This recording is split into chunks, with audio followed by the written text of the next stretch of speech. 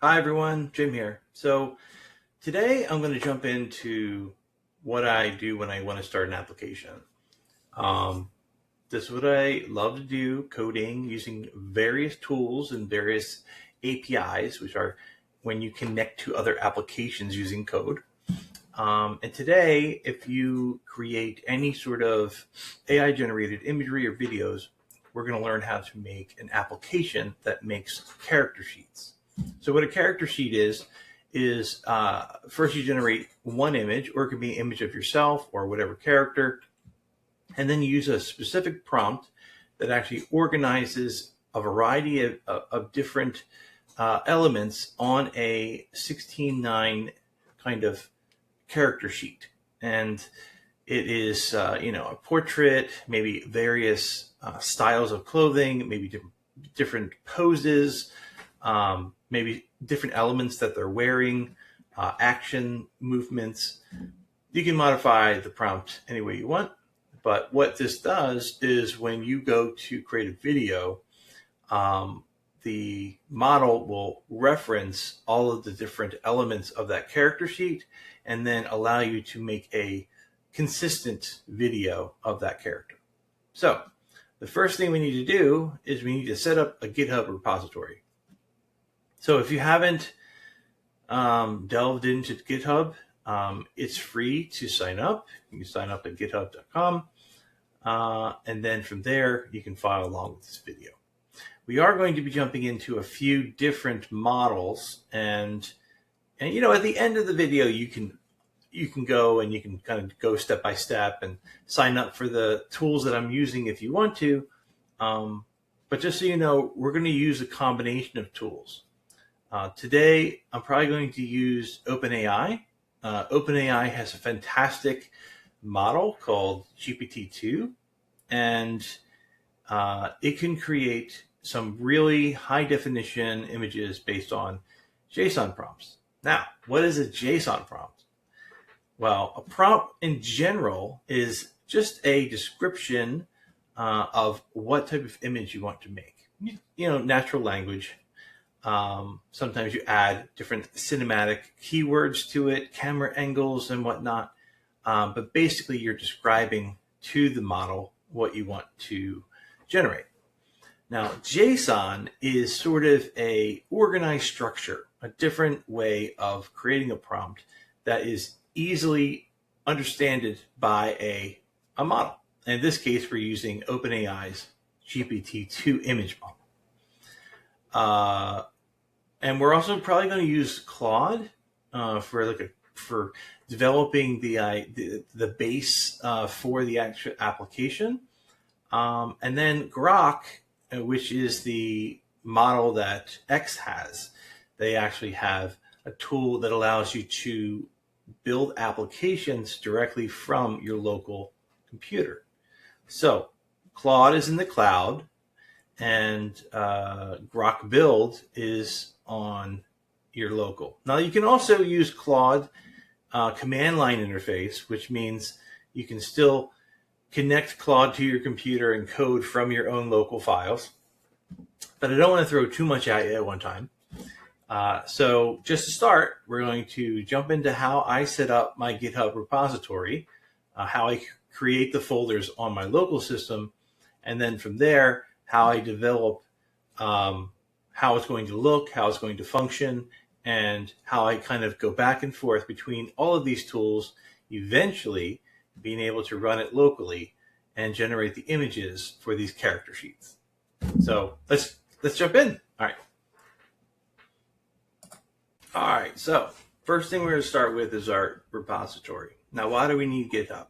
GitHub is a great place to store all the files that you'll be using back and forth, and you can connect it to other tools like Claude or Grok or whatever you're using to code, and then they can update the repository. Then from the repository, you can download it locally, or you can launch it using another tool I use Vercel, but we can get into that later. First things first. So create a GitHub account, create a new repository. I usually make the name of what I'm doing. People use weird names. That's not what I do. You can be as elaborate with the description as you want. But the main two things that I suggest is one, make it private, and two, add a README. By adding a README, you kind of activate the repository so that you can clone it to your. Let's create this, and it is created. That's it. Now, next, you want to clone it to your local computer. So what that means is you're going to make a connection between the online GitHub and the local repository. So whatever you do locally, you can save on this repository on GitHub. So it keeps that chain of changes. So you can, oh no, I made a mistake. You can kind of revert back. Or if you want to kind of go in a different direction, you can branch. Again, these are all different kinds of things you can do on GitHub. For today, we're just going to get started making an application. So I'm going to go over here to code, and then I'm going to copy this right here. So I'm going to copy this, and then I'm going to go to my local files. We want to go to apps. So I save all my apps here, and then I'm going to type in a command, cmd. I'm on a PC, so that's what. And what that'll do is it opens up a command window. Okay. And in this command window, I'm going to type git clone, and then I'm going to paste in that link. And it's going to clone that file, that directory, to my app. So you can see it right here. And it just has a README in it. And that's all we need. So we started it, and we've created it. Now, another tool that I use that helps talk between your computer and your Git repository is called Git Desktop. So that's just another tool you can download. It's fun because it gives you direct access to all your files. I'm going to add an existing repository because we just created it, right? Go over here to apps, and then I'm going to click on the character sheets, and then I'm going to select the folder and then add a repository, and boom, there we go. So this is now connected to my GitHub. So any changes that I make locally, I can see here, and then I can push them to the cloud. So I can always make sure that I'm pushing the right files to the cloud. Okay, so now that we have our GitHub and we have saved locally, we're going to start to get into putting together a plan, right? A plan to create the character sheet application. Now, why am I building this application?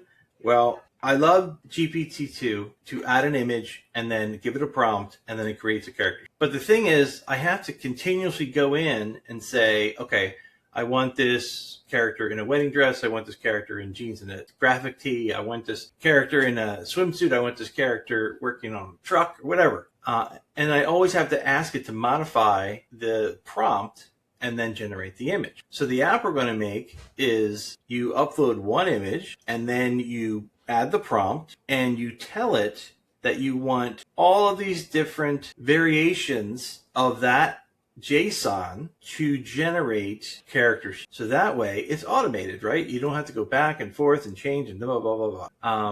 Because I have a lot of these to do. You know, I think I have 25 characters, and I'd like to have 5 variations. And the 5 variations that I've chose is like, you know, torn jeans and a t-shirt, a wedding dress, a formal dress, a swimsuit, and then something else. I haven't decided what the something else. Maybe like maybe the actual clothes that they're wearing in the source image. That's probably what it is. All right. So now I'm going to jump over to Claude. All right. And this is now what we have to do with Claude is we have to connect the repository that we just made to Claude. So Claude can talk to it, right? So anytime it makes some changes, it'll send it over. So let's do that. So down here, this is not the project I'm working. So I want to click here, and I want to go down and search for the one I just made. So the one I just made is somewhere. Image character sheet. I don't see it on here. All right, let's make a new environment. So we're going to add an environment, and I'm going to call it I am character. Okay. All right, and we're going to create environment. Now, hopefully, we will see our new one in here. Usually it appears. If not, I have to go in, and I have to, let me see if I refresh my, it shows up. Because it is a new repository. So let me go in here, and is it here? Movie script, blah, blah, blah, blah, blah. I don't see it. All right, so we need to add a new one. How do you add a new one? I'm going to go over to here, and actually, you know, they changed how you do it. If I type in, I am character. So it's not in the list. So I have to actually give Claude permission to access that repo, right? So I just typed in something there, and obviously it's not there. And I will click on this button. It'll take me to my GitHub. And now I got to go down here and I have to select the one we just made. And by doing that, we're giving Claude permission to access it. So where is it? If I type in IM, it should be, oh my God, so many repositories. What do we name it? IM underscore character C. There it is. And then hit save. Wow. All right, so we have given it permission here, go back to here, we're in a new session, and now we can, all right, so now in Claude Code, that's where we are. We're not in the cloud-based Claude, we're in Claude Code, okay? So we need a plan. So I'm gonna go in the plan mode, okay? And here is where you kind of draft exactly what you'd like for your local application to do, right? And in the beginning, I would just use natural language, right? But it's the best thing you can do is like be as comprehensive as possible when you're writing these prompts. And then when it starts to build the plan, you kind of review the plan and you can change things if they don't kind of jive. Like, oh, that's exactly what I didn't want. You know, oh, I wanted a better interface. I wanted it to connect to this model, all kinds of stuff. So when I started in the beginning, I said, we're going to use ChatGPT or OpenAI's GPT-2 image creation, right? So you're going to need to have an OpenAI account. And then I'll show you where to go, because you're going to need an API key, and you're going to have to maybe give Claude an example of what the code should look like when it's building your app. I know this sounds complicated, but once you start to build apps, you'll understand the kind of rhythm that you go through when you're building them. So let's go. So what are we building? We are building I want to create a local application that uses OpenAI's GPT-2 image creation model. And I can't spell the save. All right, model. I want to create a local application that uses OpenAI GPT-2 creation model. The application should have a modern UI and include these features. All right, so in Claude Code, you have to hold Shift and hit Enter. And then if you hit 1 and period, then it will indent. And this is how I list all the different things that I want to include in my application. So first and foremost, we need a place to upload the image, right? So image upload for source image. And then I want to allow for maybe multiple images if I want to combine them, because you can do that. So allow for up to 5 images to be uploaded. All right. And please show thumbnails of all the images uploaded. Right.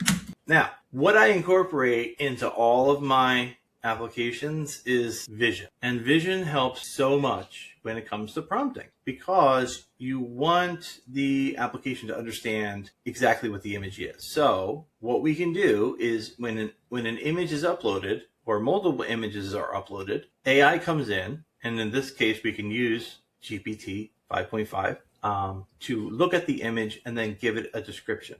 And we're not going to make it like a humongous description. We're going to use limited tokens. And tokens are basically how much effort and thinking goes into generating a response and the length of that. So we're going to say, using the latest version of GPT, which is probably 5.5, for each image that is uploaded, use vision to provide a 200 token max description.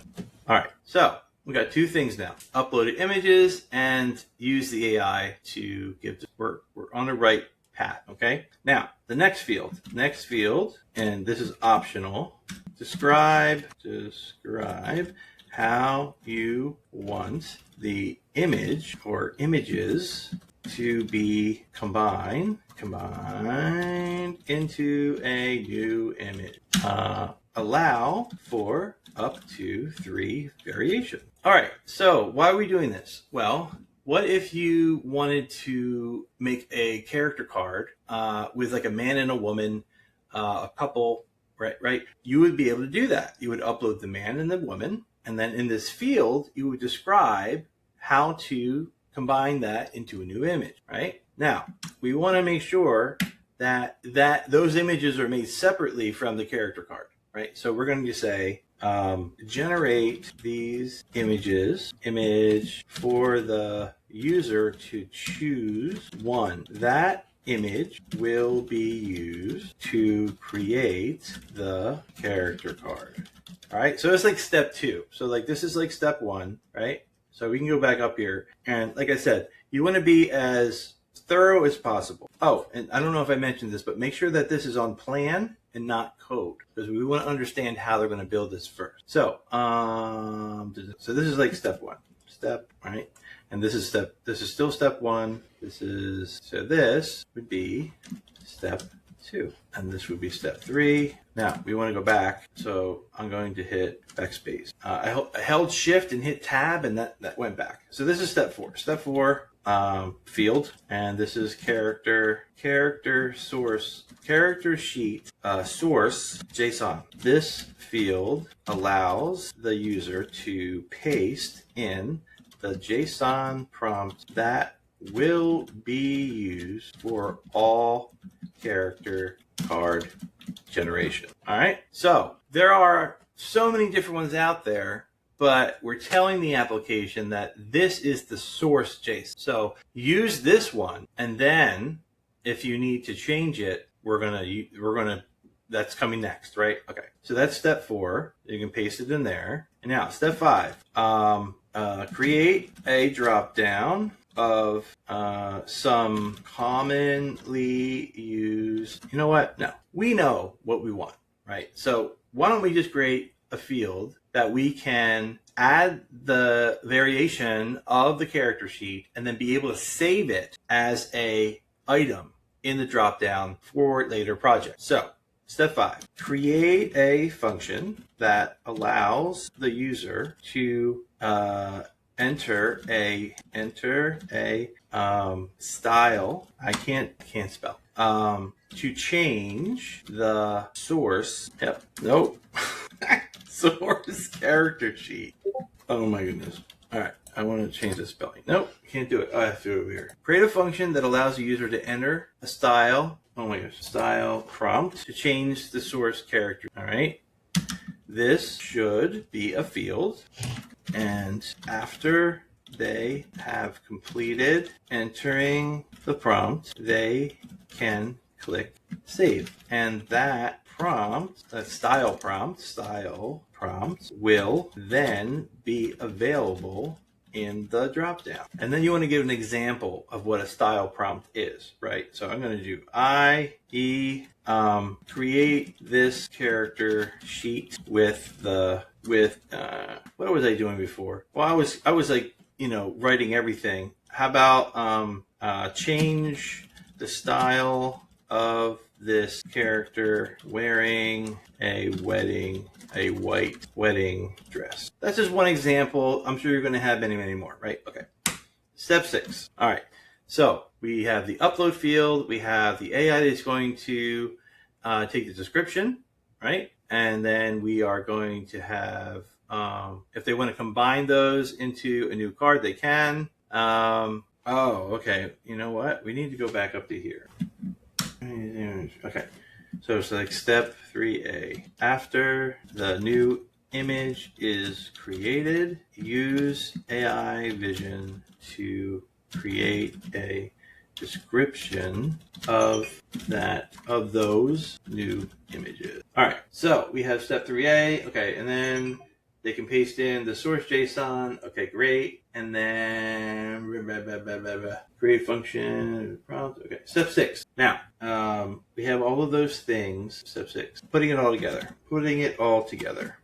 Tab. Okay. The application should allow the user to choose many styles to be created using, nope, I don't want to go back, using the image selected for the character card, the description of the source image selected for the character card, the description of the source character card, the source character sheet JSON.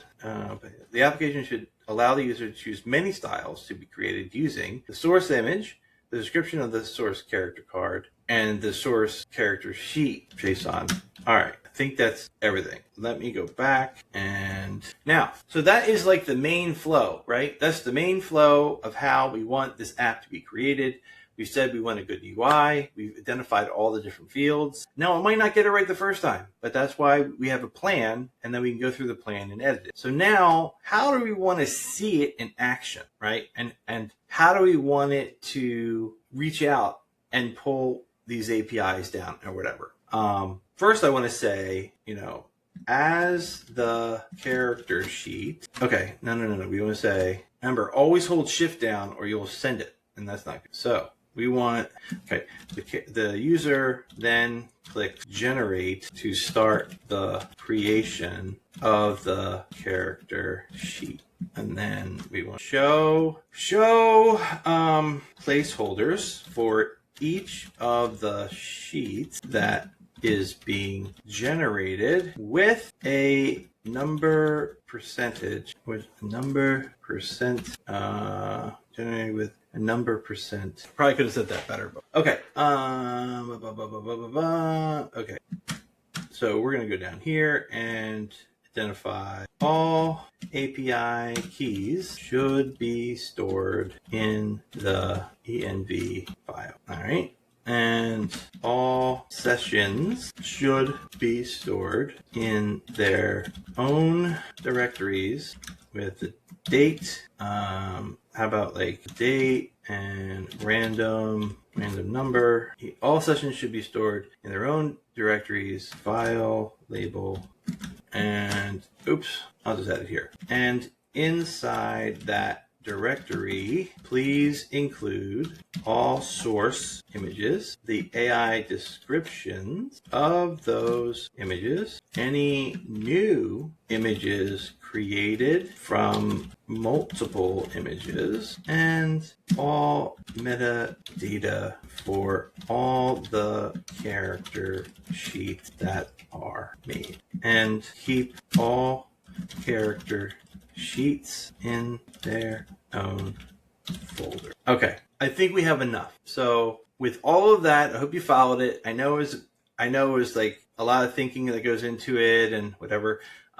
This will get easier as you go, but this is literally the ground floor. This is literally where you. So I'm going to go over here and click think about it. So it's going to go in and it's now going to connect to my GitHub repository.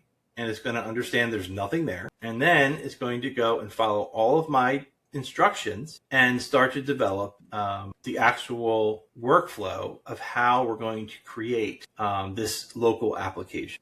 So what's the reason? This allows me to not have to use or subscribe to some tool that maybe does what I want half the time. There's no way that I can modify something I subscribe to. I'm kind of stuck to whatever their configurations are. This allows me to have full control over, how it looks, how it functions, so that if I'm paying money for, API connectivity, or I want to use a tool, a model that's not offered on this cloud-based solution, I can create it myself. And it's not hard. It's not hard. There are some preliminary things that you have to set up, in the beginning. And then once you make that first app, you got to set up a repository, clone it to your local computer and then synchronize the two and then use whatever tool, like we're using Claude Code today. And then come up with a good plan, come up with a good prompt plan. One thing that I should have done, which I usually do, is because we went into thinking so much about the prompt and typing it. And, I usually copy and paste that and put it into the directory, right? Because sometimes you accidentally hit enter, or maybe you the screen closes or maybe your computer restarts, and then all of that time and effort that went into creating that prompt is gone. So I'm going to step away and get a soda. I'm going to pause this, and then I'll be right back, and then we can pick up where we left off. All right? And by that time, we have a good plan. Okay. See you then. Okay, so we're back. Now, this is where Claude Code is going to ask you some questions. It needs a better direction, right, of where to go, because the repository was empty, right? It just had a README in there. So this is where you kind of gather experience when you're coding things. And I love to use Python and React. And React is what your user interface is going to look like. And it's the most flexible. Like, let's say you make this amazing app and you want to make it into like something everyone can access except for you on your computer. React is the best way to go because you can modify it to fit on a phone or an iPad or anywhere, right? So we're going to choose the first one. Oop, I got to click over here. All right, what's the second question? Which OpenAI models should be the defaults? Your message said GPT 5.5 Vision and GPT Image Creation Model. I'll store all the model IDs there, blah, blah, blah. All right, so no, we don't want image 1. We want image 2. I'll give you the model IDs. You provide the exact model API IDs. You want the defaults still stored.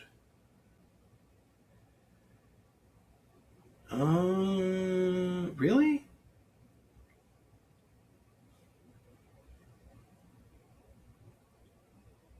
Okay, well, I guess we'll just choose. All right. Well, this I didn't want image 1 because image 1 is the old image creator. So I see. Okay. I want to take this context here and I want to make it into an other because I want to tell it that we're going to use 3 different models, right? We're going to use GPT Image 2 for the character card creation. We're going to use GPT Image 1 for combining images together, and division. Okay, so let me just double check, but I'm pretty sure this is, yeah, see, GPT Image 2 can understand text and images. Okay, so this can be used basically, I think, for everything. Can understand text and images in the broad world knowledge. Right, okay. So we're going to copy, okay. First, I got to go back to here, and I'm going to right-click on here and go to Inspect. And what's that going to do? It's going to open up the code of this page. The reason I'm doing that is because I want to extract the text. So I'm going to go edit here. I'm going to copy this. Copy. And then I'm going to go and down here, I'm going to paste it in here. And I want to say, I want to use this copy. So I'm going to go down to here.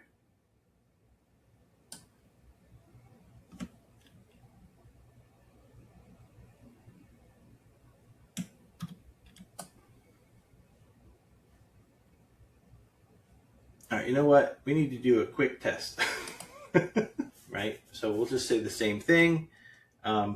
Combine these 2 women to be wearing wedding dresses standing next to each other. All right, and oh, come on. So I don't get to choose.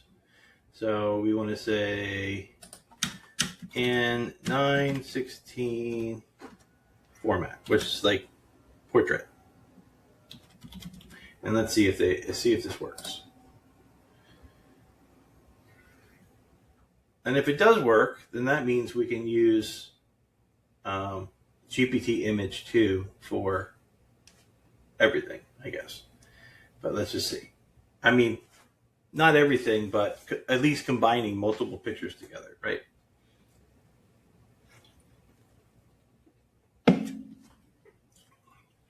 Come on. I was thinking about it.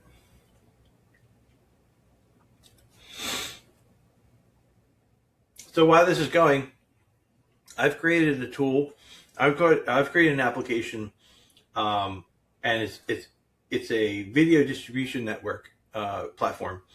And the reason why I'm making all these character sheets is because eventually I want to make microdramas. And microdramas are basically like 10 to 15-minute stories that are broken up into many episodes. The character sheets help immensely when you're trying to keep the consistency of the character across multiple video creations. So when you're prompting, you would add the two character sheets, or if you combine them together like we're doing here with the two women in wedding dresses, you can use that one style sheet to then create the scene, and the model will reference the character sheet and you'll get a much better result. There are a few character sheets here. I can show you what it'll look like. I just want to make sure that GPT-2 image, or image 2, will be able to combine these two women together in wedding dresses. Because that's integral to the plan that we are working on to build this application.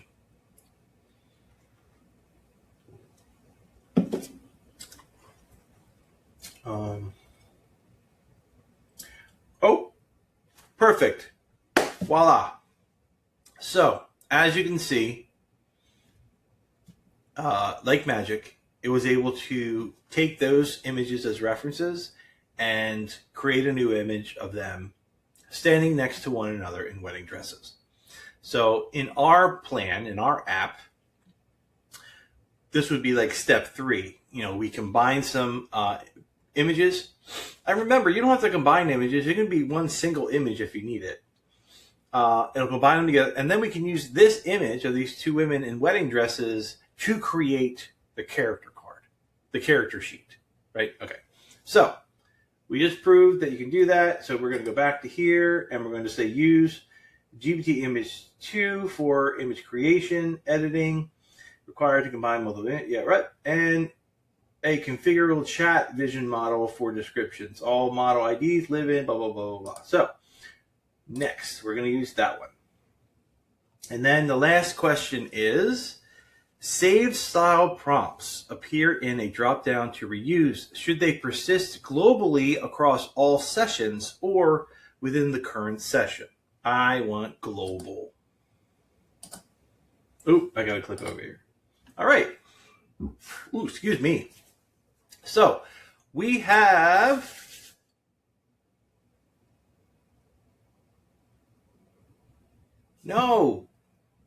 AI's current image model is GPT image 1, which is the only one that supports combining multiple images. That's not correct.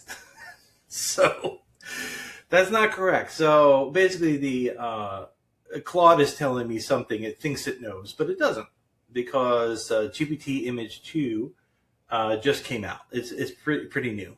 And that's the limitations to these AI models, is that they're cut off at a certain date of when they have been accumulating information.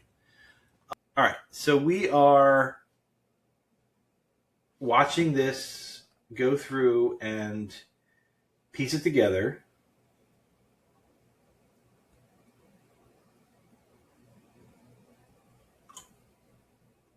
Oh, now it's saying image model, GPT image 2. Okay. So it looks like it is going to take my word for it. It looks like it's running its agents over here. And it is, when I clicked on this, it opens up the design plan over here. So it's going through and through its own internal prompting system, systematically going through and launching different agents to handle maybe the coding, maybe the user interface, maybe the connectivity, the API connections, how it's building the local directories, See, all of these, this is just, everything is sort of going through to figure out how to code this properly. And what we will see is that after it's completed, it'll say, go through the plan and see if it fits all your needs, right?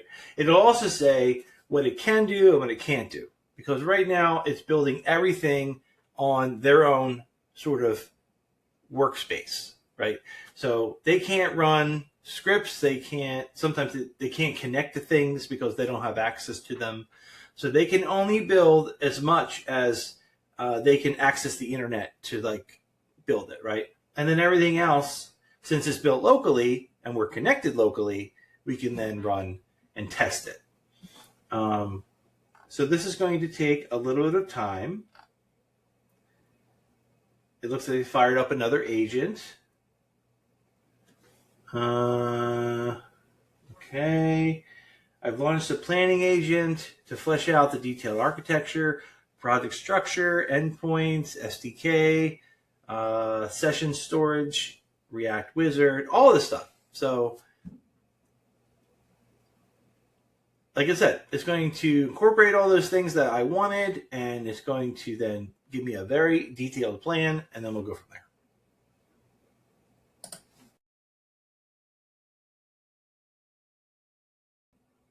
Okay, so we're back. And after a little bit of time, Claude Code had launched enough agents to put together a very comprehensive plan of how it would build out this application. So you can see that it took into consideration all of our steps, that we needed, you know, a nice interface, and it's using React and TypeScript. Tailwind is a part of the structure of building the UI, from like fonts and colors and styles and everything. We have the model that we want. We have the vision model that we want, and all the other things where it's going to be saved. So it's going to start to give us some coding examples, right? And it's also going to say, okay, so we wanted to limit it in tokens, and kind of saves, because if you're doing a lot, all of this is being pulled from the API. An API is the connectivity from your local computer to using the compute power of OpenAI through that connection, right? But that costs money separate than if you have a OpenAI account, right? You can fund. So if you have an OpenAI account, you can type in platform.openai.com, and it'll take you to the place where you can then not only get the API key that is going to require, but also fund the API cost. Okay, so we're going to go through here. This was a lot of stuff you probably won't understand, but basically it's going through and it's showing me the file structure, how it's going to be built, you know, all the endpoints.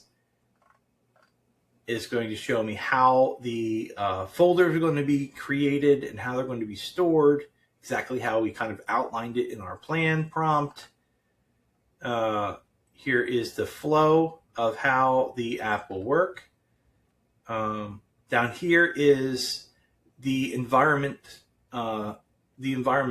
So in the EMV file is where you store all of the API keys for connectivity, and also the settings. So the code is going to look to this file to understand how things need to be configured.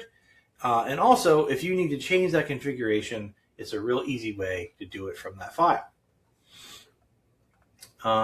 Dependencies, blah, blah, blah, blah, blah. So it's going to go through, and now here's the risks and stuff. It looks like it doesn't know what GPT-2 is, but it'll show a 404 error, like it can't be found. You know, just give you all kind of, hey, heads up, these might be some issues. And verification, critical files to implement first. Yeah, so you can spend the time to go line by line and, you know, understand how your first application is going to be built. And then after that, if there's no changes, you can just approve it. If there are changes in Claude Code, you can click on it, like you can select it. Oh, I'm not on it right here. You can select it, and then you can kind of comment, and then it will take your comment into consideration and then rewrite the plan. But we're just going to roll with it. We're going to see what it generates, and we're going to hit accept auto mode. So what does that mean? So that means that it's good to go, and it is going to start coding. It's going to go through and it's going to build that entire file structure, just like we saw in the plan. And then as it goes through and it builds that file structure, it's going to be sure that it is coding it with the right modules, the right code base, make sure that all the files are talking to one another, ensure that the schema is basically instructions on how to build things within the application is correct. For example, when you save, when you have a session and you save or generate stuff, it's going to then create that directory, in that specific order, capturing all of that data that we had asked for. But this is going to take some time. It's going to go through. That's why I love Opus 4.8, because it has a 1 million token context window. So I'm able to build this application out in one shot. And everything that is created in this workspace, I can then create what's called a PR, right? A push request. And that will send all of the coding and everything to GitHub, the repository that we started with in the beginning. And then when I want to bring it down to my computer, I will go to the Git desktop, which is already linked from that local directory that we cloned to GitHub, and we can pull all of that down and start the test. So this is going to take some time to put together. And then after it is done, I'll be back.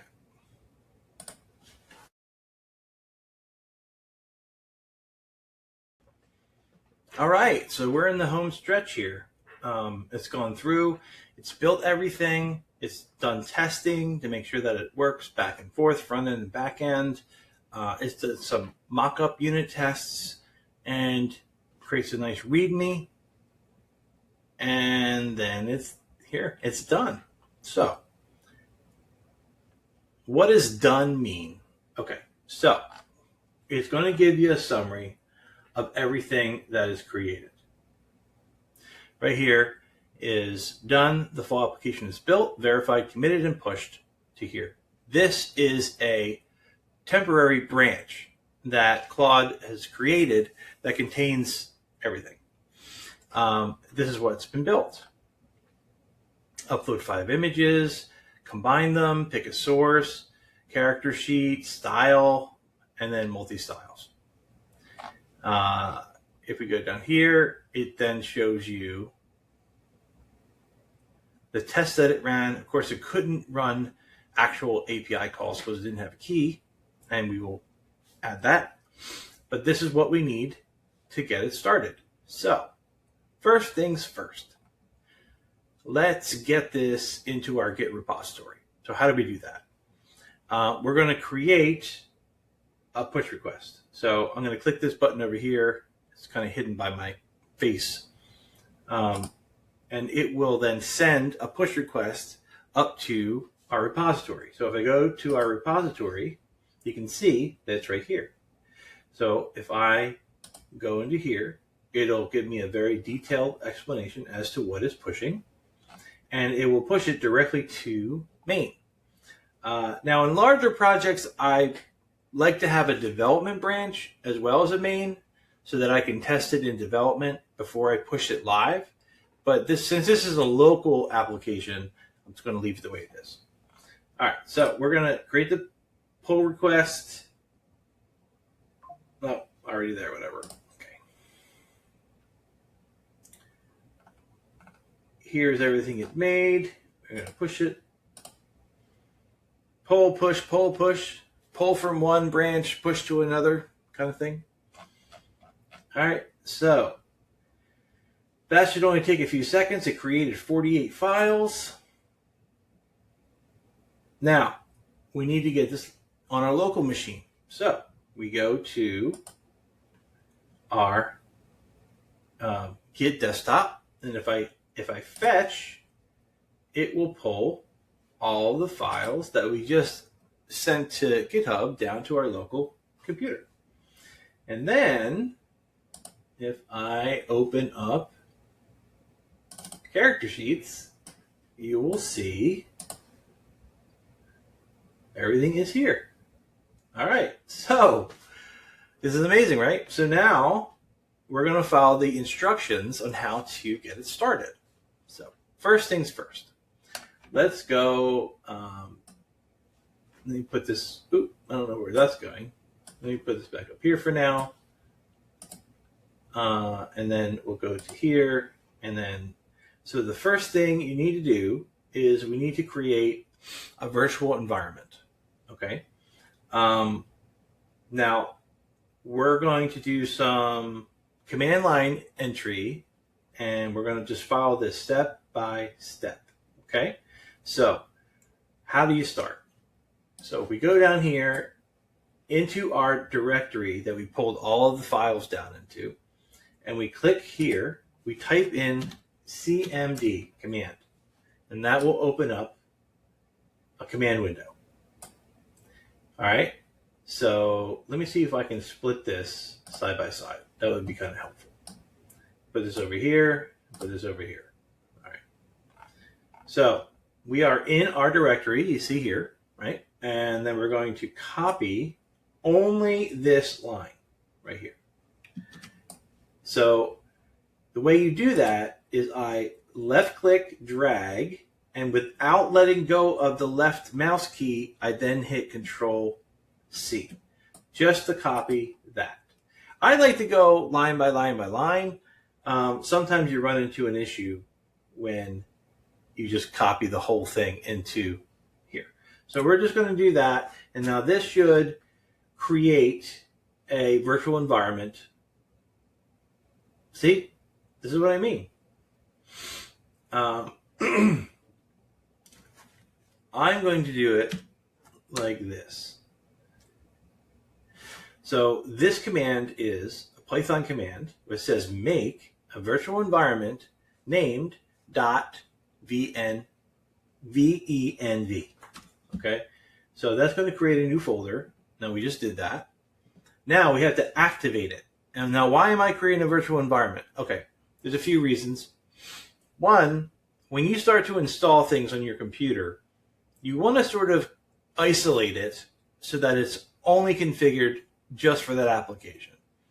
Some are great globally, but when it comes to creating applications, every application needs its own different types of modules.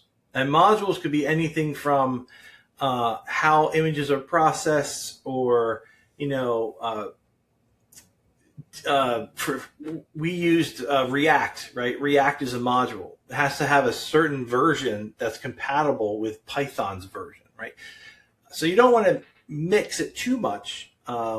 It's always good to keep it compartmentalized. So we're going to activate the virtual environment for this application. And the way you do that on a PC is we're going to go to the file,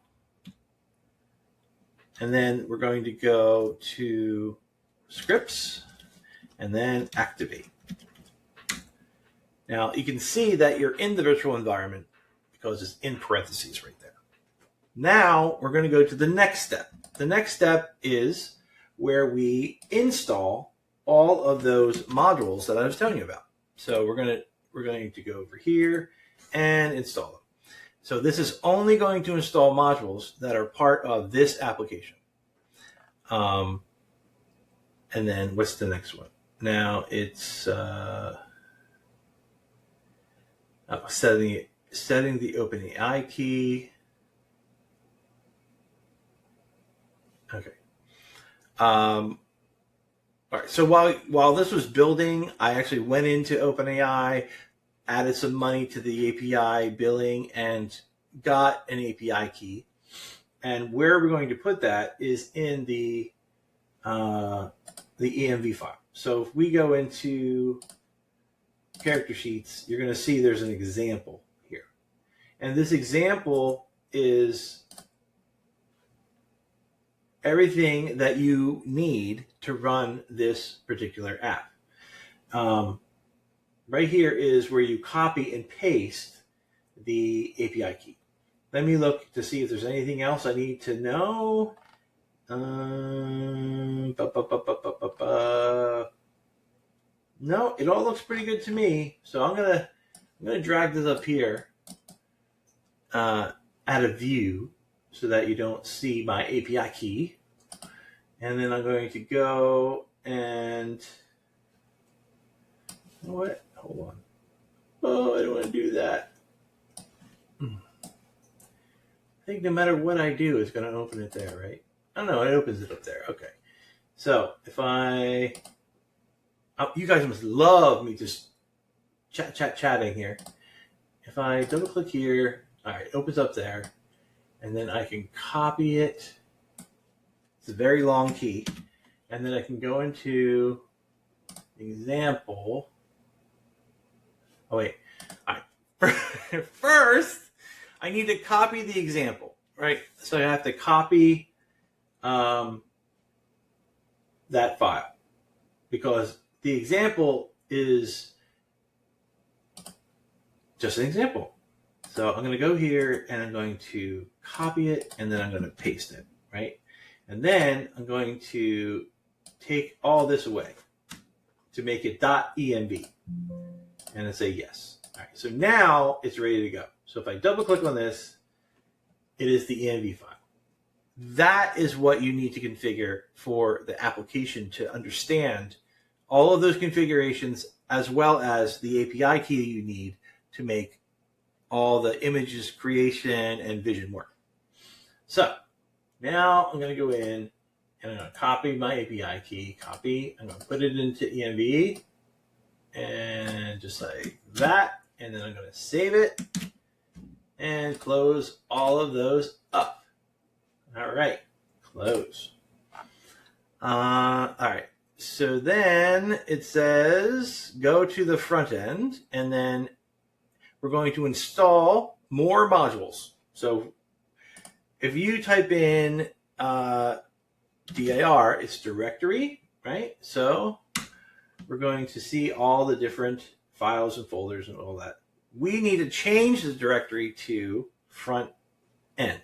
So change directory cd front end, and now we're in the front end directory.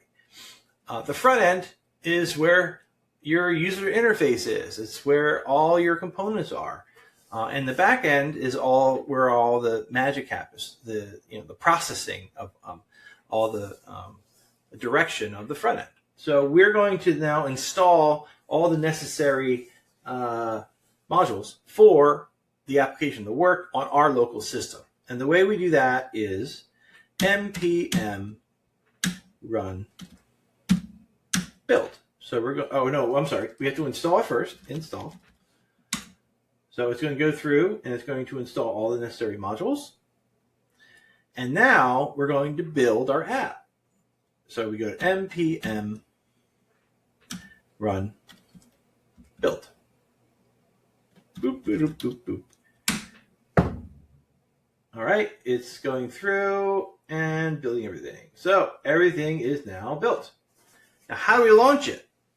Now we have to go, let me just double check. Let me see where we're at. We go to DRR. Nope, we have to go one. So if we want to go back one directory, you do cd ... and you go back. Now we're going to do dir again. Dir for directory. And we can see that run py, that is your Python run code. So the way that you run something is you type in Python and then run and then py. And this is going to launch the application that I've been working on for like the last hour. All right, so we're good. Application started up. Now, all we need to do is go to that address. So if I hold Control and click, we're going to finally see what our app looks like. So this is what our app looks like. Very, very basic, but it's going to have all the different, steps that we need. So let's test this out. It's already connected to the API, right? It's already connected to OpenAI, so we can start testing. So I'm going to go into here, and I'm going to choose an image. Characters. Now, some of these characters already have style sheets, and you can see that they do, right? So let's go to one that doesn't. I'm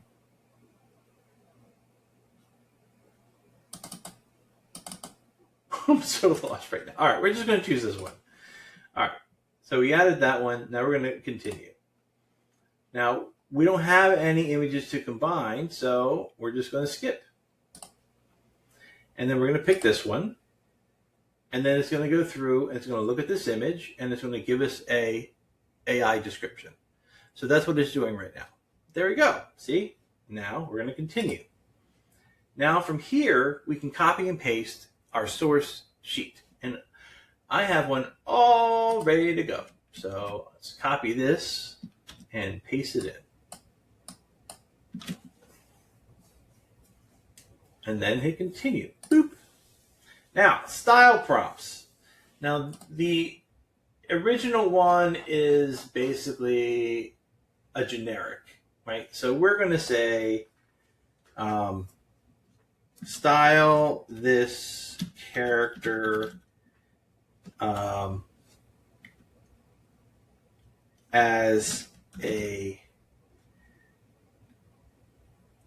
alluring construction worker. Yeah, I can really spell. Not alluring, alluring as a flirty construction worker. All right.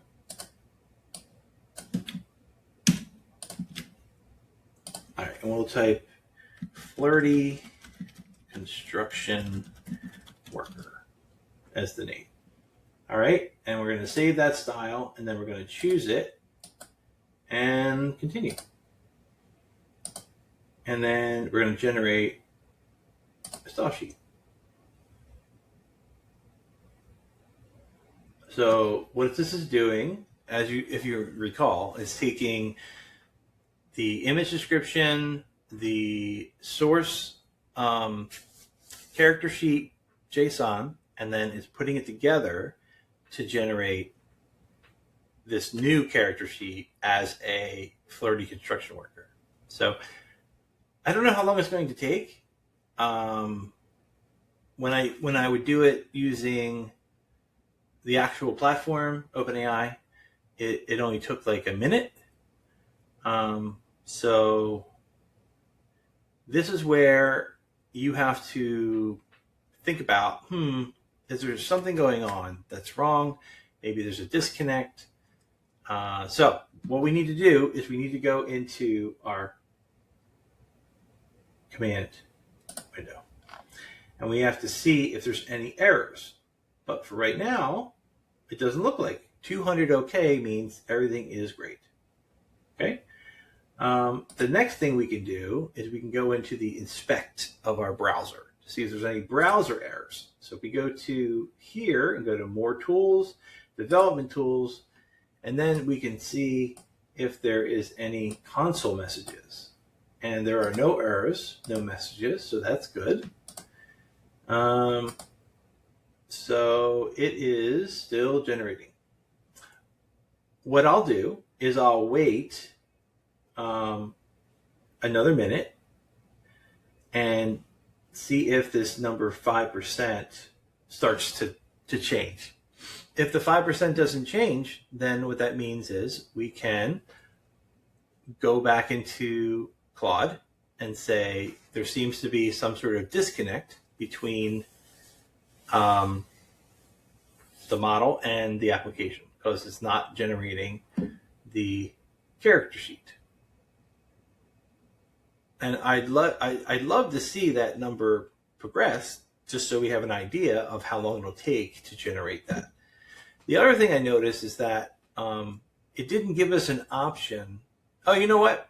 If we had multiple styles, we could probably have chosen multiple styles, and it would have then generated multiple character sheets. And we'll actually try that after we figure out this little snag here. Yeah, what I can do also is I can go into here and I can see the usage of the API key that I made. So here you can see there's three requests. It cost me 4 cents. That was probably to do the vision, right? Let me see. So this is input, output, tokens, response requests. Yeah, so it doesn't show like specifically what's going on, but it shows that it is working. Let's go back to here. Still at 5%. See, now I don't know what's going on there, but it should not take that long. So the best thing that we can do is we can go back into Claude and ask it for logging. And what the logging will do is it'll help us. Well, there you go. Your request was rejected by the safety system. Okay. So what it did was it rejected the request because it was too racy, I guess. I ended up spending the next hour diagnosing the errors, trying to figure out if my prompts were wrong, seeing if the settings were incorrect. But what it came down to was OpenAI is just very moderated when it comes to anything that falls outside of their, let's just say, sensitivity scales. So, yep, that was it. I know this is a really long video, but you're basically experiencing what someone goes through when they are using these tools and they're trying to figure it all out. They go back and forth and back and forth. But in the description of this video, I'll show you some of the apps that I've made that are awesome. And it just took time and patience, and it works out. I mean, and I'm not talking about local things. I'm talking about things that people can use now, that are online where you can register and stuff. All right, so this is something that commonly happens when you're developing locally. Sometimes things become stale, and you think that the changes, even though you push them from your repository, your GitHub repository down to local, they're just not, you're not seeing them, right? So what I did was I was like, hey, there's no editing. You say there's editable sections, but there's not. So I took a screenshot and circled where the problem was. And then I fed that into Claude, and then it told me what it is. So what we need to do, we're going to follow these instructions over here. We're going to go back into here. Make sure that all your windows are shut, right? So make sure, see, this is running. This has to be not running. Boop. Close that. Open this back up. And put this over here. Nope, not over there. Put this over here. And nope, not that one.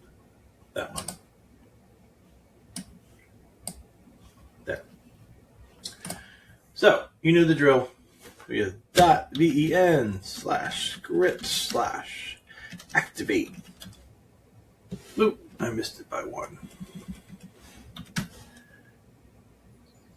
Did I spell something wrong? I did. All right. Now,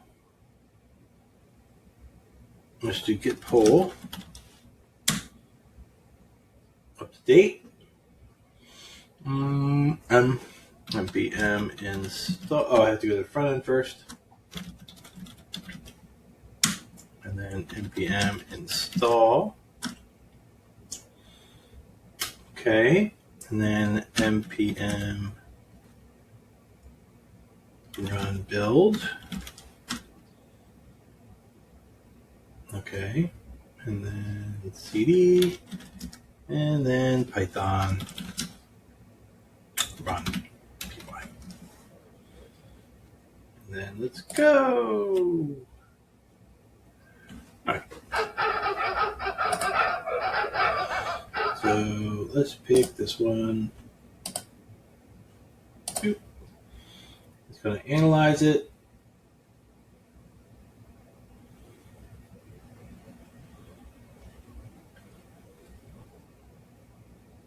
It's not showing the edit.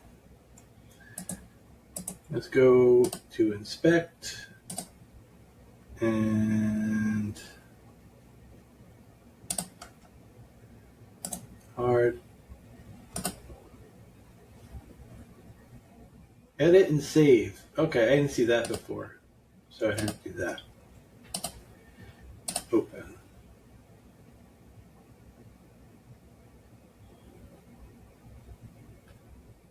So you saw I had to go into development and then inspect and then clear cache and refresh. And then we got everything. The insanity was back. I couldn't figure out why these prompts were not being accepted until I figured out that all the AI description generations were too much for the model to handle. And once I removed them, I was able to generate character sheet. Yay. All right, so over the last 2 hours, I've been going back and forth between the app and the functionality that I wanted. And I eventually got it to create a character sheet. But what I ran into was some of the limitations that OpenAI has as far as moderation, timeout, some other things. And I was able to resolve them by copying and pasting error messages and also by modifying some of the options within the environmental file, the .e. So what am I doing right now? So right now, I am allowing for non-JSON prompting to be available, along with creating a gallery for generations that are created and also a modal to open up when you click on one of the results. So that way I can review the successes of this application. And not only that, but I have eliminated the AI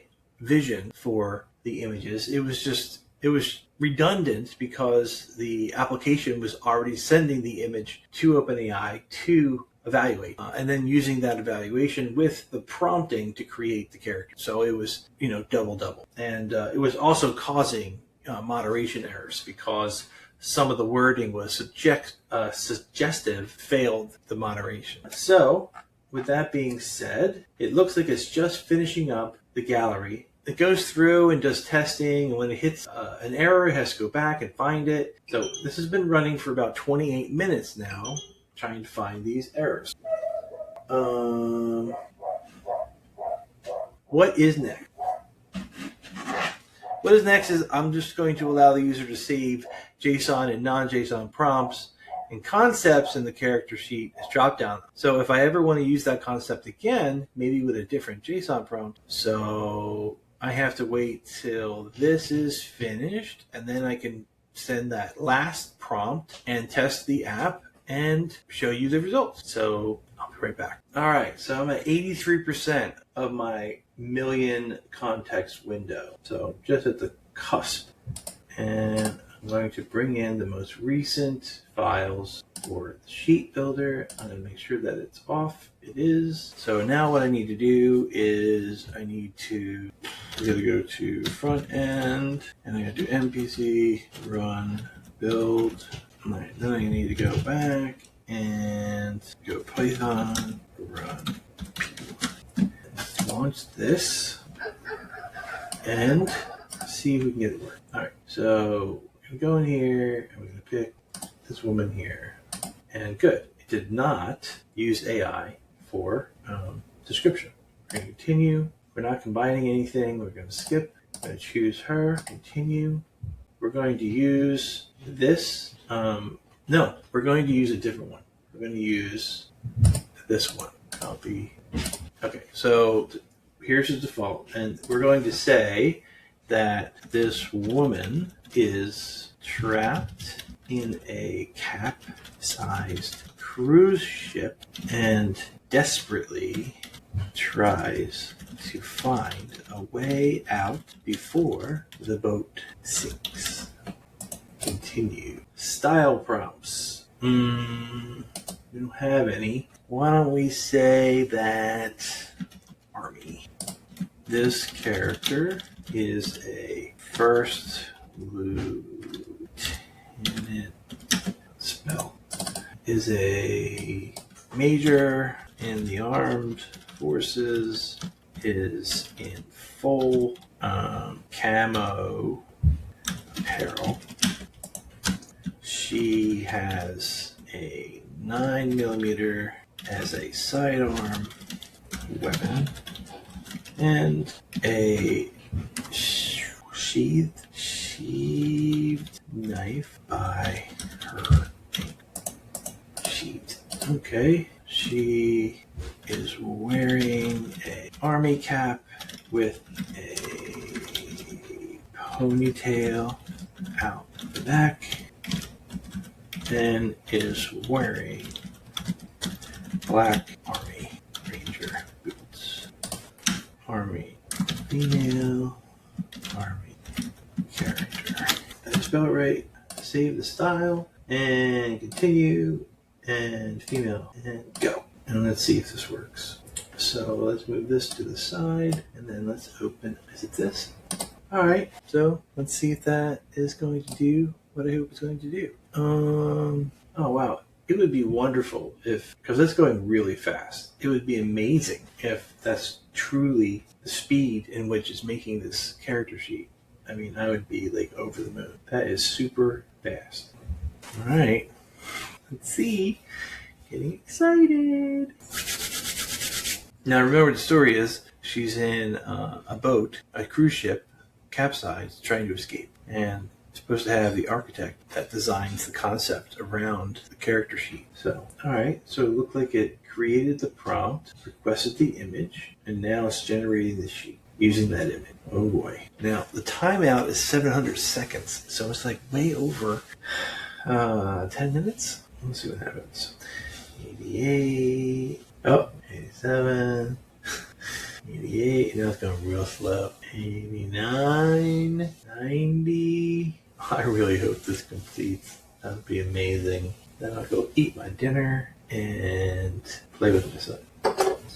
So far, 3 minutes and 52 seconds have elapsed. Closing in on 4. All right, I have a feeling. No, maybe not. I was going to say the timeout is 700 seconds. So maybe it's using 700 as the gauge between 0 and 100 percentage-wise, but it's only on 4. And 600 seconds is 10 minutes. So we're not even close to 10 minutes. And we're at 93%. Come on, baby. And if this exceeds, then what I'll do is I'll add like 5 new styles of the character, and then I'll run it, and then it will take that source prompt and the concept, mix it together with the style, and then it'll auto make all of those character sheets. Oh my god. Oh my god.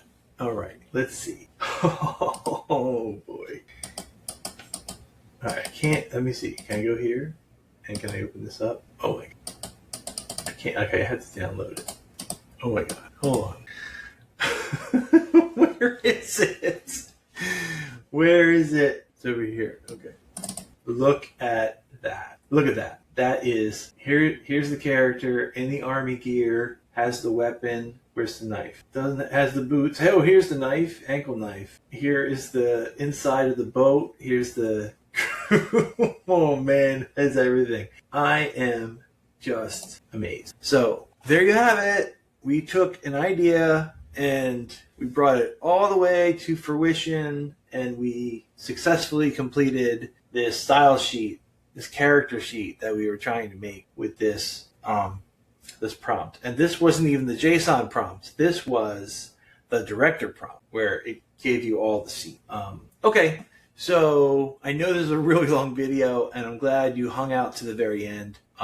If you have any questions, please leave them in the comments below. And what I'll try to do is I'll try to convert this into something that you guys can all use. Until then, thanks for watching, and like and subscribe. Thank you. Bye. Weird. All right, bye.